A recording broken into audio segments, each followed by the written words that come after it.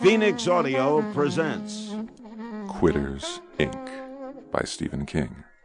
Performed by Eric Roberts. Morrison was waiting for someone who was hung up in the air traffic jam over Kennedy International when he saw a familiar face at the end of the bar and walked down. Jimmy? Jimmy McCann? It was. A little heavier than when Morrison had seen him at the Atlanta exhibition the year before, but otherwise he looked awesomely fit. In college he had been a thin, pallid chain smoker buried behind huge horn-rimmed glasses. He had apparently switched to contact lenses. Dick Morrison? Yeah, you look great. He extended his hand and they shook. So do you, McCann said. But Morrison knew it was a lie. He'd been overworking, overeating, and smoking too much. What are you drinking? Bourbon and bitters, Morrison said. He hooked his feet around the bar stool and lighted a cigarette. Meeting someone, Jimmy? Nah. Going to Miami for a conference. A heavy client, bill $6 million. I'm supposed to hold his hand because we lost out on a big special next spring. Are you still with Krager and Barton? Executive Veep now. Fantastic. Congratulations. When did all this happen? He tried to tell himself that the little worm of jealousy in his stomach was just acid indigestion.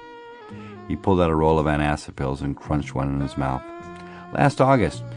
Something happened that changed my life. He looked speculatively at Morrison and sipped his drink. You might be interested. My God, Morrison thought with an inner wince. Jimmy McCann's got religion. Sure, he said, and gulped his drink when it came.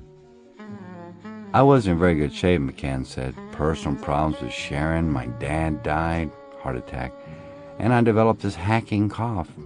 Bobby Krager dropped by my office one day and he gave me a fatherly little pep talk. Do you remember what those were like? Yeah. He had worked at Krager and Barton for 18 months before joining the Morton agency. Get your butt in gear, get your butt out. McCann laughed. You know it. Well, to put the capper on it, the doc told me I had an incipient ulcer. He told me to quit smoking. McCann grimaced. Might as well tell me to quit breathing. Morrison nodded in perfect understanding. Non-smokers could afford to be smug.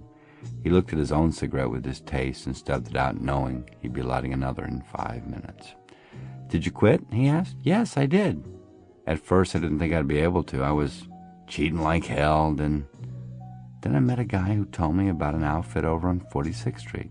Specialists. I said, well, what do I have to lose? And I went over. I haven't smoked since. Morrison. Sample complete. Ready to continue?